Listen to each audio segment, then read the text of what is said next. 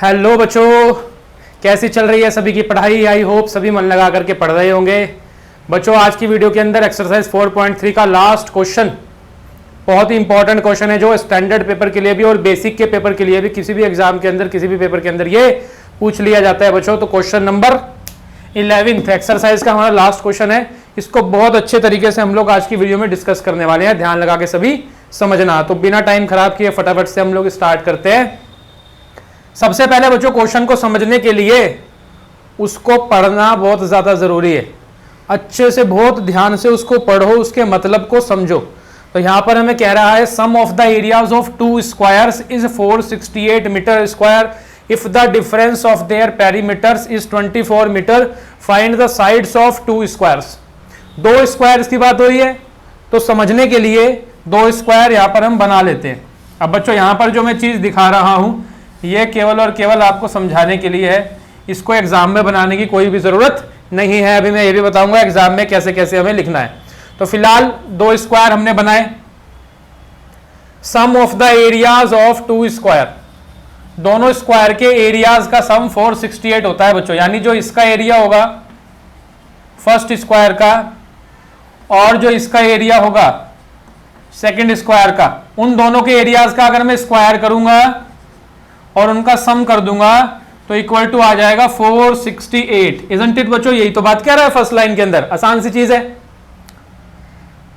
अब यहां पर जो चीज हमें निकालनी है, हमें निकालना है find the sides of two squares. तो जो चीज हमको निकालनी होती है बच्चों, उसको हम एज्यूम कर लेते हैं, कुछ मान लेते हैं। तो यहां पर हम लोग सबसे पहले यही करते हैं कि let the side of first square be X, ये हमने यहां पर एक्स मान ली, and let the side of second square be Y, इसको हमने ले लिया वाई। ठीक है भाई, वाई और ठीक है भाई।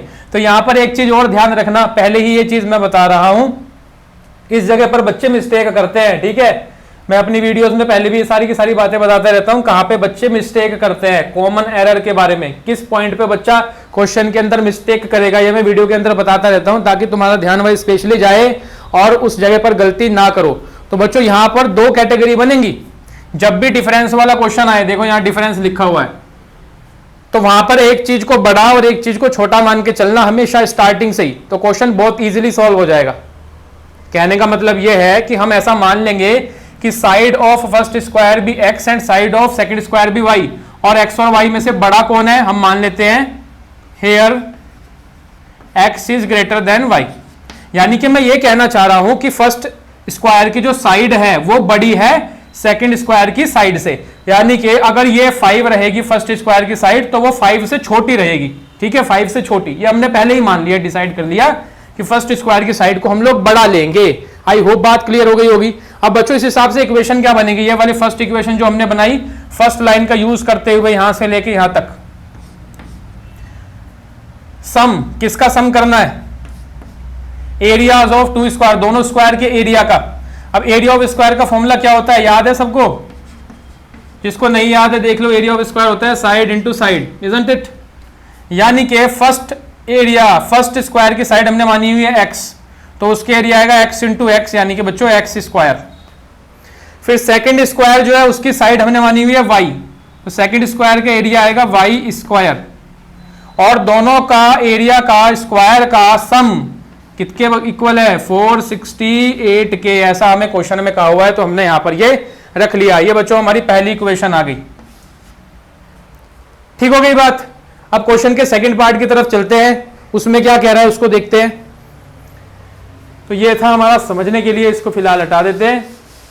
अब सेकंड पार्ट की बात बच्चों, यहां से if the difference of their perimeters is 24 metre, अगर दोनों स्क्वायर का पेरीमीटर निकालो, पेरीमीटर फर्स्ट स्क्वायर का और पेरीमीटर सेकंड स्क्वायर का, और दोनों का डिफरेंस कर देते हो, डिफरेंस यानी कि माइनस, तो क्या आएगा तुम्हारे पास 24 आएगा। ऐसा ये कहना चाह रहा है, बोलो ठीक है कि नहीं है?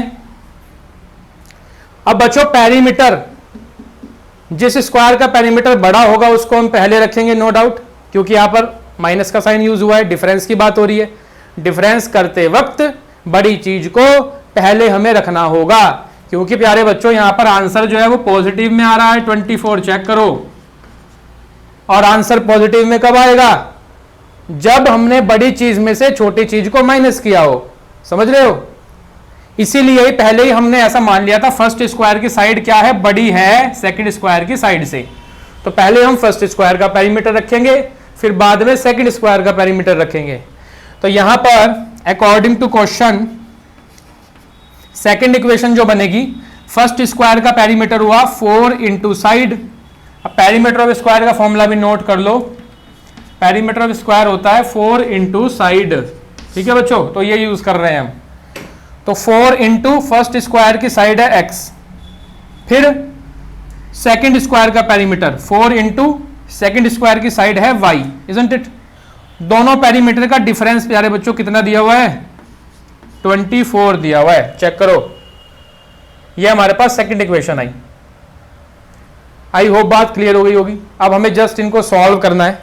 तो यहां से मैं इसको ऐसे लिख सकता हूं, देखो मैं अगर यहां से 4 कॉमन ले लूं, अंदर बचेगा x minus y is equals to हो जाएगा 24, यानी कि ये बन जाएगा मेरे पास x minus y is equals to 4 divide करेगा 24 को इधर जाके, तो मेरे पास आ जाएगा बच्चों 6।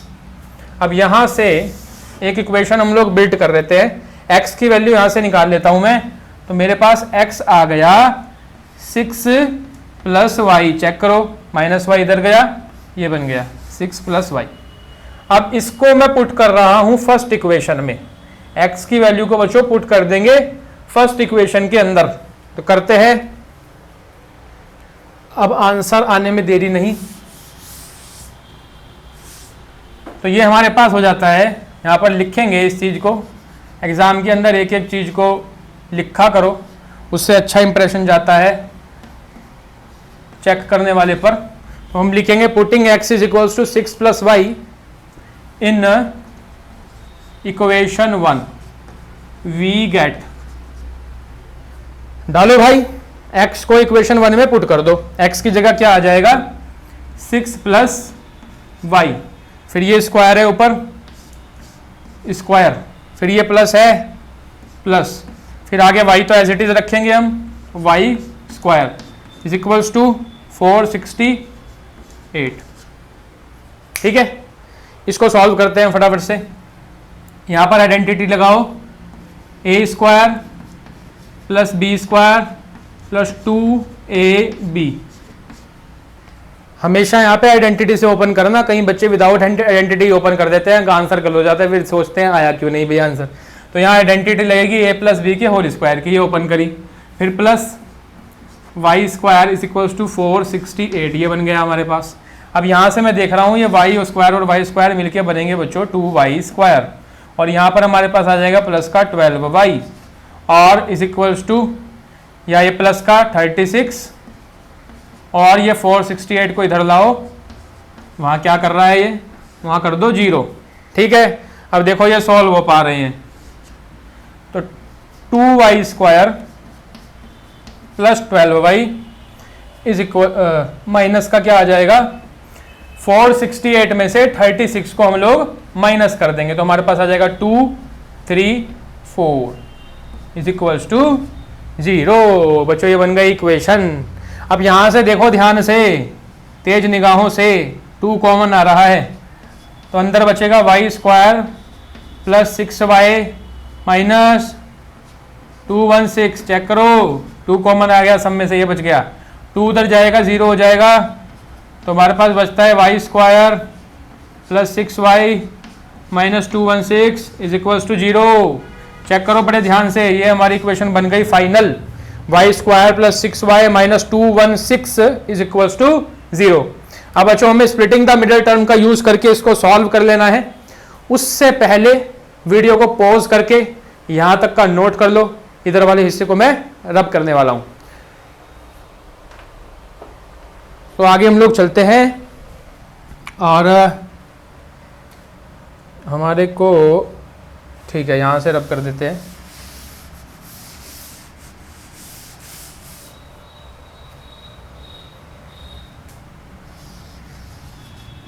आगे उसको सॉल्व करेंगे। वाई स्क्वायर, अब मल्टीप्लाई करके हमें लाना है बच्चों 216, स्प्लिटिंग द मिडल टर्म का यूज कर रहा हूं मैं, माइनस करके चाहिए मेरे को 6। तो बच्चों यहाँ पर 216 का हम एलसीएम लेके देख लेते हैं।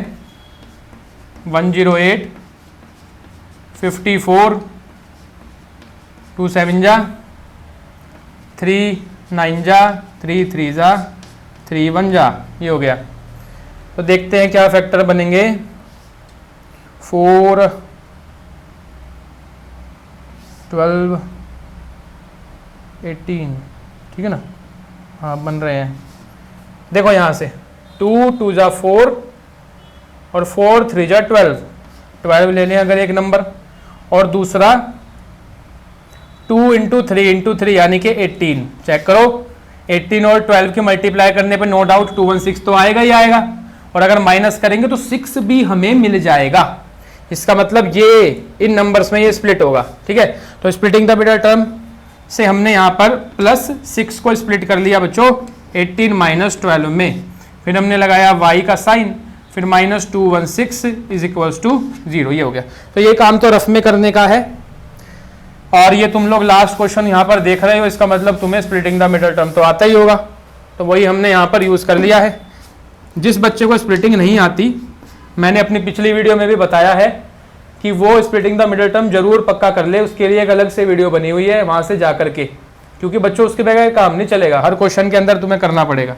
तो यहाँ से 18/y, फिर इसमें किया -12y -216 is equals to, pair बनाओ, यहाँ से कॉमन आ रहा है y, अंदर बचता है y + 18, यहाँ से 12 कॉमन आया, अंदर बचा y + 18, इजंट इट। देखो y + 18 बन गया एक फैक्टर, कॉमन आ गया, और एक बच गया y -12, ठीक है। दोनों को 0 के इक्वल रखा, y + 18 इज इक्वल्स टू 0, यहाँ पे y -12 इज इक्वल्स टू 0, तो यहाँ से y हमारे पास आ गया -18, और यहाँ से y हमारे पास आ गया बच्चों 12। अब सर 2 आंसर आ गए। अब जैसा कि मैं हर वीडियो में कहता हूँ वर्ड प्रॉब्लम वाली, कि जब भी 2 आंसर आ जाए तो बच्चे की असली मेंटल लेवल का चेक होता है कि वाकई में वो क्वेश्चन को समझ के कर रहा था कि नहीं कर रहा था। तो यहाँ पर 2 आंसर आए हुए हैं, एक y आया हुआ है तुम्हारा 18 भाई, और एक y आया हुआ है तुम्हारा 12, तो दोनों में से क्या दोगे आंसर में? दोनों तो नहीं दोगे ना, कई बार तो दोनों भी हो जाते हैं आंसर, लेकिन यहाँ पर दोनों नहीं बनेंगे आंसर। क्यों नहीं बनेंगे दोनों? क्योंकि ध्यान से देखो, ये x जो है हमने और y जो है, ये दोनों हमने क्या माने हुए हैं? ये बच्चों साइड मानी हुई है, साइड। और क्या कभी स्क्वायर की साइड नेगेटिव में जा सकती है? बिल्कुल भी नहीं जाती। लेंथ हुई, हाइट हुई, ब्रेथ हुई, ये सब चीजें हमारी पॉजिटिव में बच्चों में देनी होती है, नेगेटिव में इनको हम नहीं लिखते, क्योंकि किसी चीज की हाइट नेगेटिव में तो नहीं जाती। हम ऐसा तो नहीं कहते ना भाई इसकी हाइट -5 मीटर है, ठीक है। तो इसलिए माइनस वाली वैल्यू जो है बच्चों यहाँ पर निगलेक्ट कर देंगे हम लोग, इसको हम नहीं लेंगे। क्यों नहीं लेंगे? तो यहाँ पर हमें रीजन लिखना पड़ेगा, तो इस चीज को रब कर देते हैं इधर, और आगे रीजन लिख लेते हैं। देखो y is equals to -18, so y is equals to -18 is neglected. Why? Because side of square cannot be negative है, साइड हमारी नेगेटिव में नहीं जाएगी भाई, तो इसलिए हम कर देंगे इसको निगलेक्ट। तो फिर इसका मतलब ये जो भाई साहब यहाँ पर बैठे हुए हैं y इज इक्वल्स टू 12, यही हमारा आंसर है। Therefore y is equals to 12, y की वैल्यू 12 हो गई। अब y हमने क्या माना था? y थी सेकेंड स्क्वायर की साइड, तो कंक्लूड कर लेते हैं। So side of second square is equals to बच्चों 12 मीटर हो गई। ये हमारा पहला आंसर आ गया। भाई मीटर सब ध्यान रखना, यहां पर मीटर आधा मार्क्स, वरना तुम्हारा कट जाएगा पेपर में। यूनिट लगानी बहुत जरूरी है वर्ड प्रॉब्लम में। देखो मीटर में है यहाँ, तो साइड मीटर में आएगी। अब first side, side of first square के लिए क्या करेंगे? एक हमने अभी इक्वेशन निकाली थी, यहां पर क्या थी वो equation? We have x is equals to y plus 6, ये इक्वेशन थी। तो इसमें y की जगह पुट कर देंगे 12 प्लस 6, यानी कि x बच्चों हमारा आ गया 18 मीटर्स। ये आ गई हमारे पास फर्स्ट स्क्वायर की साइड, ये हमारा दूसरा आंसर हो गया बच्चों। तो ये हमारा क्वेश्चन हो जाता है इस तरह से कंप्लीट। आई होप सभी को क्लियर हो गया होगा। तो बच्चों डेली हमारा क्लासेस चलती हैं रात को 8 बजे, पूरे साल क्लास चलती है रात को 8 बजे। चैनल पे आप लोगों को इसी तरह से वीडियो और लाइव क्लासेस मिलती हैं। फिलहाल आज की वीडियो में हमने केवल एक क्वेश्चन कवर किया है। नेक्स्ट पार्ट के अंदर बच्चों इसके हम लोग नेचर ऑफ रूट्स को पढ़ने वाले हैं। क्या पढ़ेंगे? Nature of roots. और नेचर ऑफ रूट्स जो है उससे डेफिनेटली पेपर के अंदर क्वेश्चन आता है और बहुत ही ज्यादा इंटरेस्टिंग टॉपिक है। फिर दूसरी जो खास बात है, नेचर ऑफ रूट्स बच्चों 11th क्लास के अंदर भी आप लोगों का काम में आएगा। जो बच्चे 11th में मैथ्स लेने वाले हैं उनको भी उसका फायदा मिलेगा ही मिलेगा। 10th में तो मिलेगा ही, 11th में भी मिलेगा। तो हम नेक्स्ट पार्ट के अंदर बहुत अच्छे तरीके से नेचर ऑफ रूट्स को कवर करेंगे। आज के पार्ट के लिए फिलहाल के लिए इतना ही। सभी अपना ध्यान रखो, अच्छे से जम के पढ़ाई करते रहो। Thank you.